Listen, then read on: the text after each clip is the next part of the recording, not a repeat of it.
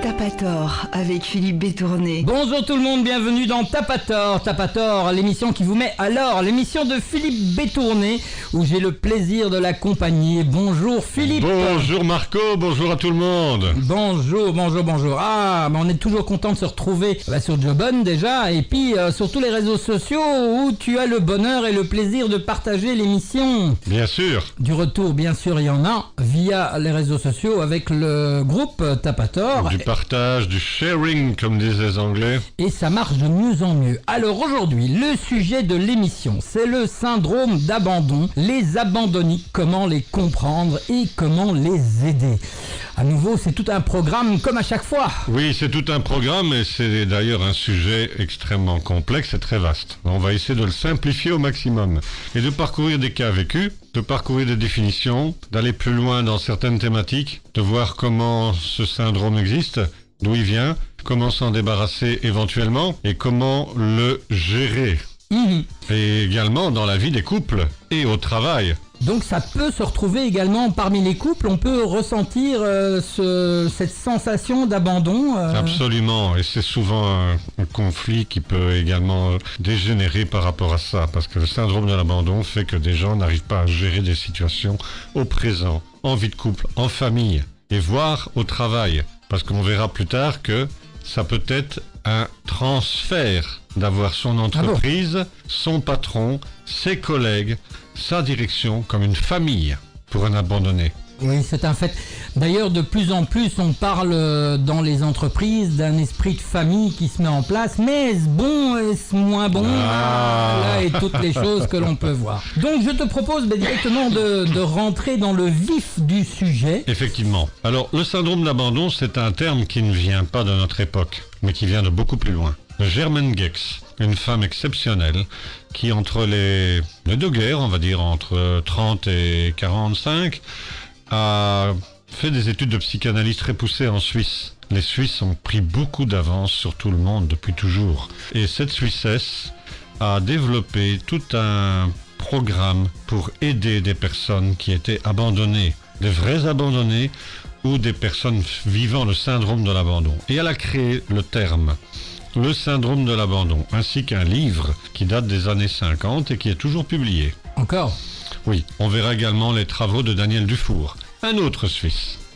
Certainement un de ses petits élèves. On dit toujours qu'ils vont lentement, mais c'est bien la preuve que c'est pas le cas. Médicalement, ils sont très bons, il paraît. Hein. Ouais. Mais d'ailleurs, tu as énormément de centres en Suisse qui gèrent la psychothérapie, etc. Oui, bien sûr. Et puis pas les maladies, mais je veux dire les activités paramédicales. On conseille des gens faisant de la technique énergétique, des soins, de la guérison, de la sophrologie, du shiatsu, dans les hôpitaux suisses. Est-ce que ça vient des listes. Est-ce que ça vient de leur culture initiale, fort liée à tout ce qui est justement déjà naturel les chez montagnes, le bon air, la bonne nature, ces gens-là respirent un climat de santé. Donc ne pouvaient qu'être avantagés pour pouvoir développer des situations, de régler des santé, de gérer des problèmes de santé, de guérir des gens. On le retrouve d'ailleurs, je ne veux pas faire de publicité, mais dans la publicité avec des célèbres bonbons, pour bien dire d'où viennent les plantes naturelles. Les plantes aromatiques dans tous leurs bonbons, les bonbons des alpages et tout ça, c'est efficace, oui, c'est vrai. Alors le syndrome de l'abandon avec la thérapie comportementale, c'est quelque chose qui nous apprend à reconnaître et prend sa signification dans nos relations affectives de tous les jours. Le syndrome d'abandon ou abandonnisme est un état psychologique de sentiment d'insécurité permanente lié à une peur irrationnelle d'être abandonné. Mais encore une fois, Marco, comme je l'ai déjà dit, quand on a travaillé les peurs, la peur, c'est une vue de l'esprit. Oui, tout à fait. Mais elle devient consciente et elle devient pour la personne crédible. Elle ne peut même plus savoir qu'elle a peur. Elle vit avec la peur et elle vit son abandonnisme. Elle se sent abandonnée à différentes situations de la vie. Elle ne peut pas gérer les situations autrement qu'en se sentant perdue, abandonnée, rejetée.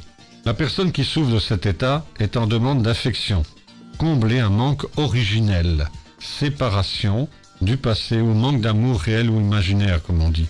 Si on a peur d'être quitté, alors on va être très exigeant avec son partenaire, ainsi que les attentes vont être parfois démesurées, voire insatisfaites.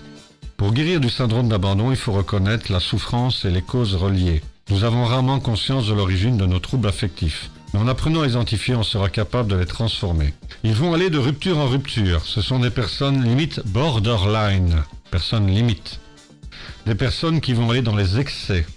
Des personnes qui vont vivre des addictions jusqu'à des mutilations. C'est déjà arrivé. Des tentatives de suicide parmi les personnes abandonniques. Ils changent régulièrement d'humeur, sont des personnes qu'on appelle yo-yo. Il y a beaucoup de troubles de la personnalité chez eux, des TOC et autres. Est-ce qu'on peut retrouver justement de la bipolarité, ce qu'on appelle les gens qui sont bipolaires? Oui, les personnes souffrant de bipolarité peuvent également être des personnes abandonnées. Et se sentir abandonné. Oui, tout à fait. Alors l'humain est fait pour être en équilibre, c'est clair, mais il n'est pas responsable de toutes ces causes. Et il ne faut pas être dans la culpabilité, je veux dire, mais prendre conscience que tout est à nouveau possible, même pour un abandonné. Il faut conscientiser avant tout, s'ouvrir au fait, accueillir pour cela et aller de l'avant. Et il y a 3 comportements possibles. On peut subir sa peur sans réagir. On peut prendre une position défensive et la fuite. Je ne peux accepter cet amour, donc je fuis, Marco. Nous, ce qu'on va faire, c'est pas fuir, mais continuer en musique et on se retrouve juste après avec la suite et c'est très intéressant. A tout de suite dans T'as pas tort. T'as pas tort, l'émission qui te met alors. T'as pas tort avec Philippe Bétourné. T'as pas tort avec Philippe Bétourné. L'émission qui te met alors. De retour dans T'as pas tort, l'émission qui vous met alors de Philippe Bétourné. Toujours avec le sujet, le syndrome d'abandon, les abandonniques, comment les comprendre et comment aider tous ces gens. C'est Philippe qui s'en occupe. Pas que lui. Oui. C'est vrai que moi j'en ai traité des cas, mais pas autant que des psychorigides. 50 psychorigides en 3 ans, ça m'a donné une bonne spécialisation. Mais les abandonnés, les abandonniques, une dizaine de cas, en 2 ans. C'est pour ça que je suis ravi de faire cette émission. Alors, ce syndrome prend naissance dès les premières relations affectives avec la mère. Ah bon, ça va aussi loin? Ça va aussi loin. C'est elle qui apportera l'amour et la sécurité et subvient aux besoins de l'enfant depuis la voie intra-utérine. À l'origine de l'abandonnisme, il y a toujours un abandon vécu.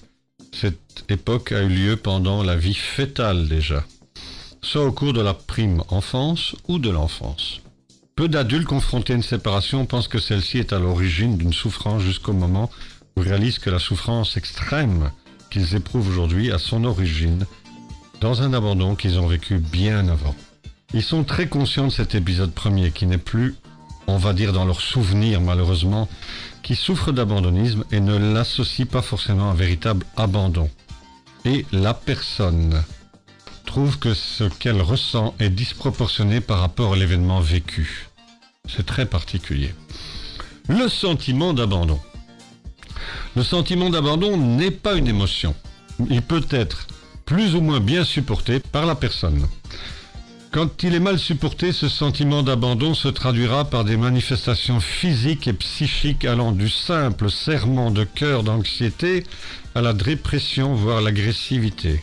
Mais c'est le renoncement à soi-même et le repli sur soi-même qui va prédominer avant tout. La personne éprouve un sentiment d'abandon, de se sentir à l'écart, autant dire indigne vis-à-vis des autres. L'abandonné ressent aussi souvent de la culpabilité et un grand sentiment de dévalorisation de lui-même. Cette dévalorisation, même si elle ne consiste qu'en une façon de voir les choses issues de son mental, il déduit qu'il n'est pas digne d'être aimé. Ça fout un fameux malaise. Nous sommes bien d'accord. Nous avons aussi la névrose d'abandon. Les sujets présentant cette névrose sont nommés abandonniques. Cette entité est encore définie de la façon suivante. C'est un sentiment en état psycho-affectif d'insécurité, comme j'avais dit qui était permanent, lié à la crainte qui est irrationnelle d'être abandonné par ses parents ou par ses proches. Plus petit, adolescent, jeune adulte. Sans rapport avec la situation réelle d'abandon qu'ils auraient pu connaître. L'effet somatique revient régulièrement. Et l'inconscient est programmé malheureusement de cette façon-là. Est-ce que ça peut arriver par exemple suite à la naissance d'un frère, d'une sœur, etc. Oui. À ce moment-là, ça va créer un autre phénomène d'une carence affective. Il y aurait chez les abandonniques un fond d'avidité. Je dis bien d'avidité. affective insatiable qui produirait un mélange d'angoisse, d'agressivité réactionnelle, des exigences, des mises à l'épreuve de l'autre pour s'assurer de son intérêt, de la dévalorisation de soi se traduisant par « je ne suis pas aimé parce que je ne suis pas aimable ». Je ne suis pas aimable parce que je ne suis pas aimé. Oui, on tourne en rond. Le rejet affectif. Pour certains auteurs et certains spécialistes, le rejet affectif serait dur à vivre, plus dur à vivre, que l'abandon. Car il consisterait en un acte plus violent, le rejet affectif. Celui ou celle qui rejette aurait ainsi eu un effet d'une attitude active absente dans l'abandon. Ainsi, l'abandon serait plus passif que le sujet, mais peu importe qu'il soit abandonné ou rejeté, dans les deux cas, il éprouvera un sentiment d'abandon et se sentira rejeté ou il souffrira du rejet. Le manque d'amour. C'est clair que depuis l'enfance, le manque d'amour va créer des enfants abandonniques. C'est pour ça qu'on dit de plus en plus qu'il est important de parler à son enfant, même quand il est dans le ventre de la maman. La maman et le papa. Hein. Oui, tout à fait. D'ailleurs, il y avait quelque chose de très bien qui existait autrefois, je ne sais pas si ça existe encore, c'était l'aptonomie. On touchait très délicatement le ventre de la maman et on faisait déplacer l'enfant qui s'habituait au contact de ses parents. Moi, je me souviens, c'est quand On pouvait accoucher de cette façon-là. Et quand aussi. j'étais papa, avec tous mes enfants, je parlais souvent au ventre de la maman.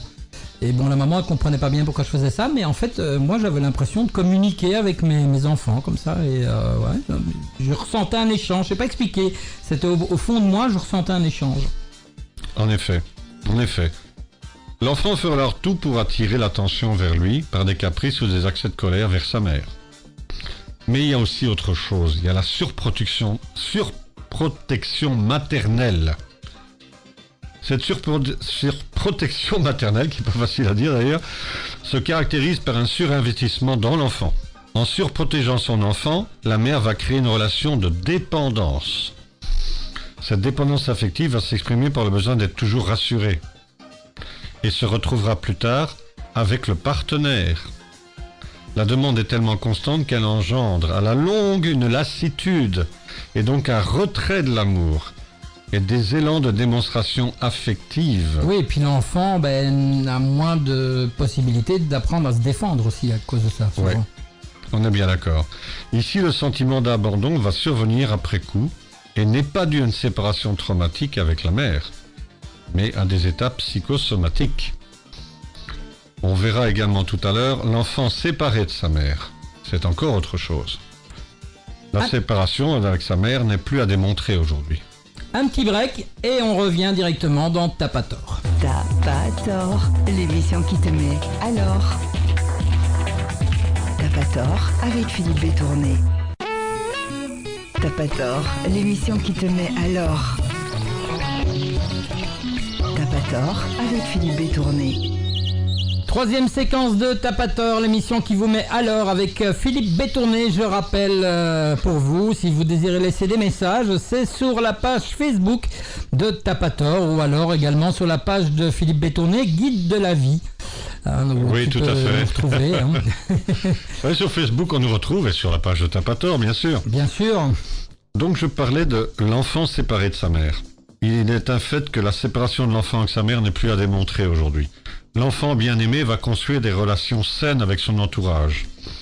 L'enfant mal aimé les détruira par son besoin irrépressible de réparer une estime personnelle défaillante. Mais la dépendance affective va s'observer souvent à travers la qualité de la relation amoureuse. Si les besoins affectifs ne sont pas satisfaits, la personne va éprouver de la frustration, une souffrance, sans pour autant se détacher de son partenaire. Il y a un besoin constant de se faire aimer, parce qu'elle a peur que les gens la rejettent. Ses amis, pour elle, sont une bouée de sauvetage. Elle s'accroche à eux comme si la vie en dépendait. Est-ce que ça peut provoquer justement chez certaines personnes de peur de perdre ses amis? On a tendance à justement trop donner alors, tu vois, nos propres biens par exemple, de l'argent, etc., etc. Tellement on a peur de se faire abandonner. On est bien d'accord, Marco. Tu as tout à fait raison. Mais il y a aussi une chose à savoir. C'est que il y a des personnes qui, pour avoir peur de se faire abandonner, d'être abandonnées, vont abandonner en premier l'autre. Ah oui, d'accord. C'est un cercle très vicieux.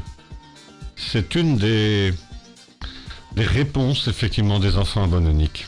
J'ai traité le cas de Sandrine, qui avait une dépendance affective, il y a 1 an. 29 ans, célibataire, elle rêvait de vivre une relation passionnée et épanouissante, mais n'y arrivait pas.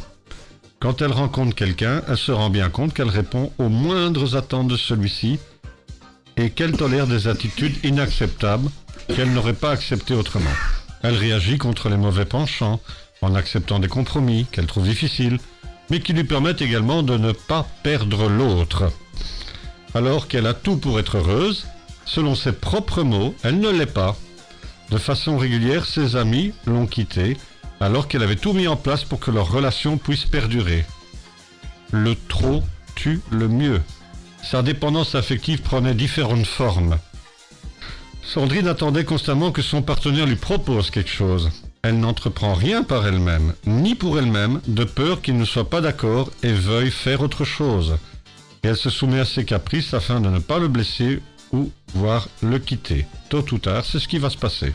Là, elle induit, en fait. Elle induit, tout à fait, elle induit. Mais jusqu'où aller dans le besoin d'être aimé pour les abandonniques? Il peut exister des dépendances extrêmes aux signes de reconnaissance et d'attachement à autrui. Ainsi, chez les personnes trop gentilles, qui peuvent étouffer l'autre par leur sollicitude et leurs cadeaux excessifs, je suis très préoccupé de faire plaisir et trop centré sur les autres. J'ai toujours l'impression de leur devoir quelque chose. Mais pourquoi? Il n'y a pas de raison à cela. Mais pour un abandonnique qui va reproduire son syndrome d'abandon, ça va être une raison. Mais ça va amener, tôt ou tard, des complications, voire des drames. Elle disait aussi, il m'est impossible d'arriver chez quelqu'un sans cadeau. Et en général, plus je doute de l'estime que l'on me porte, plus le cadeau sera gros. Ouais. Oh là là. Je me sens en permanence l'obligé des autres. Il ne me vient jamais spontanément à l'esprit que l'on pourrait me devoir de la reconnaissance ou se sentir redevable à mon égard. C'est toujours moi qui me sens en dette de l'autre. Oui, puis ce qu'il y a, c'est que, enfin, moi j'ai vécu une situation où aussi à force, en fait, l'autre personne a tellement l'habitude que tu lui donnes que le jour où tu arrêtes de lui donner, eh ben, elle trouve plus ça normal. Et alors, il y a une inversion de situation qui se fait où tu te fais réellement rejeter. Alors, nous sommes bien d'accord, Marco. Alors, guérir du syndrome d'abandon est complexe et doit être étudié au cas par cas. C'est ce que je fais régulièrement. Même s'il coexiste des généralités de comportement chez les abandonniques. L'abandonné manque de confiance en soi et d'estime personnelle. Il n'agit que par un rapport que j'ai appelé subjectif. Il lui faudra apprendre à porter un regard objectif dans les relations et se donner à lui-même de l'amour. Et pour se donner de l'amour, nous devons tout apprendre et surtout à déculpabiliser. Pourquoi? Parce que l'enfant abandonné a intériorisé qu'il était responsable de la séparation qu'il va vivre ou qu'il vit. Il s'est dit, je ne suis pas digne d'être aimé, c'est pour cela que ma mère est partie quand j'étais petit. Voilà un exemple, Marco. Mhm. C'est en hypnose, principalement, qu'on va réparer cela. La séparation en imaginant une mère présente et affectueuse. Là, il faut aller loin. Il faut aller loin. De nouveaux comportements et des techniques d'affirmation. J'aurais pas imaginé que ça peut aller aussi loin. Et d'estime de soi seront mises en place à ce moment-là. Le patient apprendra à se féliciter, à s'encourager. Toutes ces actions positives contribueront à augmenter l'amour de soi. D'où la mise en place, la confiance en soi qui remonte, etc., etc. En effet, comme tu disais, c'est une peur, on le ressent, oui. Une fausse peur, mais qui malgré tout peut faire pas mal de dégâts chez les gens, donc c'est important. Et pour ce faire, il faut se faire aider. Il faut se faire aider. Et comment se faire aider? On contacte tout simplement Philippe Bétourné. On prend contact sur sa page. On en parlera tout à l'heure, oui. De la vie. J'en profite, c'est pour faire la transition avec la musique. Il me reste un tout petit peu de temps. Vous inquiétez pas, de temps en temps, vous entendez des bing en arrière-plan là qui viennent, des petits sons. C'est tout simplement parce qu'on nous contacte via les pages Facebook.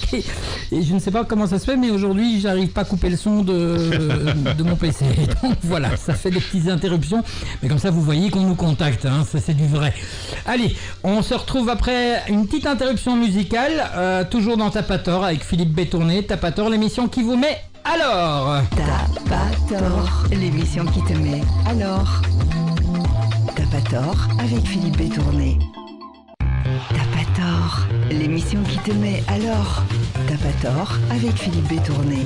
Dernière séquence de T'as pas tort. T'as pas tort, je vous rappelle le sujet d'aujourd'hui, quoique maintenant vous le connaissez malgré tout, mais j'aime bien le dire. Le syndrome d'abandon, les abandonniques, comment les comprendre et comment les aider avec Philippe Bétourné. Ça rime.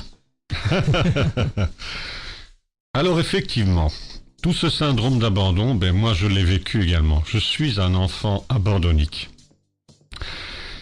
Mais j'ai décidé, avant de reparler un peu de cela, aujourd'hui de vous détailler les étapes thérapeutiques afin que vous soyez convaincus qu'il y a une issue à ces problèmes. Il n'existe malheureusement que trop peu de thérapeutes intéressés par le syndrome de l'abandon et qui veulent réellement s'investir dans le sujet, sauf en Suisse. C'est-à-dire qu'on a tendance à se dire « Oh, mais allez, c'est voilà quoi, il est... » Oui, bien sûr. On s'imagine tout ça, donc c'est pas grave, etc. On amoindrit souvent le sujet. Mais pour le thérapeute, la raison est encore différente, je pense. C'est que le syndrome d'abandon est complexe. Ses origines sont complexes, difficiles à identifier, et qui doit être étudié au cas par cas, en faisant la part du réel et de l'imaginaire de ce que la personne va vous faire confronter. Cela peut prendre longtemps pour un thérapeute qui ne possède pas les outils thérapeutiques adéquats. Donc beaucoup ne savent pas qu'ils vont s'adresser en toute confiance et se résigner à rester bloqués dans leur tour d'ivoire. Si vous habitez toutes les régions de la Belgique et même de l'étranger, je ne pourrai pas malheureusement vous recevoir pour ceux qui résident en dehors de ce pays, excepté par exemple à Paris dans le 12e, où je vais de temps à autre. Donc j'ai créé, depuis 2 ans, la thérapie par téléphone et Skype avec une programmation évolutive par email pour chacun puisse bénéficier d'une méthode thérapeutique efficace. Nous allons revenir également... Tu es le seul à faire ça, parce que j'ai jamais entendu parler de ça, moi. Ah non, peut-être, mais moi, qu'est-ce que tu veux, comme on dit non, peut-être. Toi, tu n'es pas abandonné, tu sais qu'on t'aime. Hein. Je sais qu'on m'aime, oui. Je sais qu'on m'aime. Il y a différentes causes également à l'abandonnisme. Il y a le doute de l'abandonné. L'abandonné peut douter, même souvent. Vous ne croyez pas une thérapie sans contact visuel. Donc, à elle seule, cette capacité de croyance va limiter vos possibilités et vous allez rester encore bloqué. L'abandonné a besoin de se sentir aimé et le thérapeute, malgré sa bienveillance, propose que l'abandonné commence par s'aimer lui-même. Je vais lui rétorquer que c'est impossible et que c'est une chose absurde d'entendre ce qu'il me dit. Il réagit par la négative, parce qu'il ne sait pas comment il pourra s'aimer, lui qui recherche éperdument l'amour des autres. Alors que pour être aimé, il faut déjà s'aimer soi-même. Il ne l'entend pas ainsi, uniquement parce qu'il ne sait pas comment s'aimer. Voici une infime partie des résistances qui caractérisent l'abandonnisme. Et il y en a bien d'autres, mais restons optimistes et voyons comment je me suis libéré, moi, de mon syndrome d'abandon, en travaillant sur une autre image de moi-même, sur mon estime de soi, en pardonnant à ce que j'avais vécu d'une mère abusive qui ne m'avait pas aimé, ni élevé, abandonné à 3 mois, élevé par une autre famille, par ma tante et mon oncle. Heureusement, j'ai reçu de l'amour dans cette famille. Mais il m'a fallu de nombreuses années pour apprendre à pardonner. Et au fur et à mesure que j'ai travaillé sur moi-même, j'ai commencé à me décomplexer, à retrouver mes valeurs, à retrouver mes principes, et j'ai progressé. Et ça m'a pris, moi, en ce qui me concerne, des années. Alors aujourd'hui, avec ce que je sais, je peux réduire ça en quelques mois. Et c'est ce qui m'intéresse de faire avec les gens. Je pense que cette démarche est admirable, parce qu'elle est aujourd'hui la seule. L'envie d'aider les autres s'est naturellement imposée à moi, de manière plus qu'évidente, étant moi-même un sujet. Mais il y a encore autre chose qu'on va dire sur l'abandonnisme. Il faut adopter l'enfant abandonné. J'ai quand même une question à te poser. Est-ce que le fait justement d'avoir envie d'aider les autres n'est pas, quelque part, une poursuite logique de ta guérison, entre guillemets? Si, mais elle a commencé il y a très longtemps. Hein. Oui, j'avais 21 ans. Je dis pas le contraire, mais quand on aime aider les autres, c'est que justement, quelque part, il y a... Voilà. Oui. Tu vois ce que je veux dire? Tu as raison. Pour moi, c'est un processus continuel. Mais bon, puisque moi j'étais adopté, l'enfant abandonné doit s'adopter lui-même. Voilà ce qui a été ma conclusion de tous mes travaux de ces 3 dernières années. Par définition, l'enfant abandonné en vous se sent seul. Il aura besoin de tout votre soutien affectif en lui montrant qu'il compte pour vous. Vous allez apprendre à l'aimer, vous aimer, selon les besoins qui seront formulés et reconnus lors de la séance thérapeutique que vous allez travailler avec moi. Alors, l'adulte qui raisonne objectivement ou l'enfant abandonné réagit subjectivement? Qui sait? La thérapie cognitive, comportementale, thérapie brève, permettra de faire cette distinction pour trouver l'autonomie et l'indépendance affective. Reconnaître et libérer les émotions négatives et limitantes. Il faudra y travailler. Ressentir à nouveau ce qu'est la peur, l'impuissance, la culpabilité, la colère, la tristesse.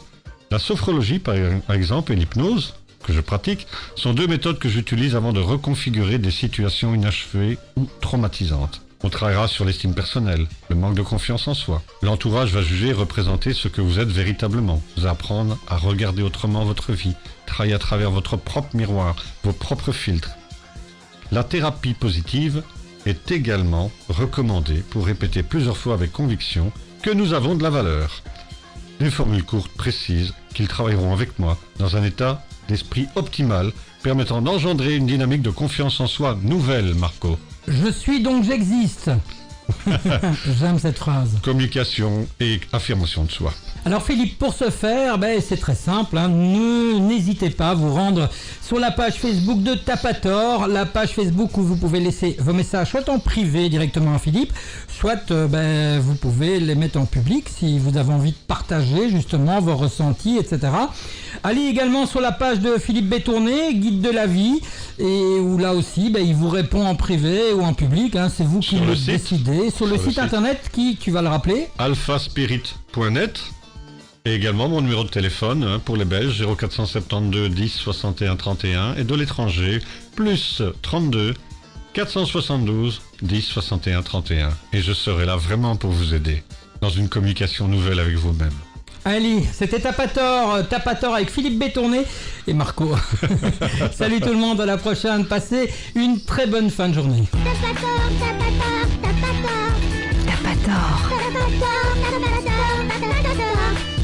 Tapator avec Philippe Bétourné.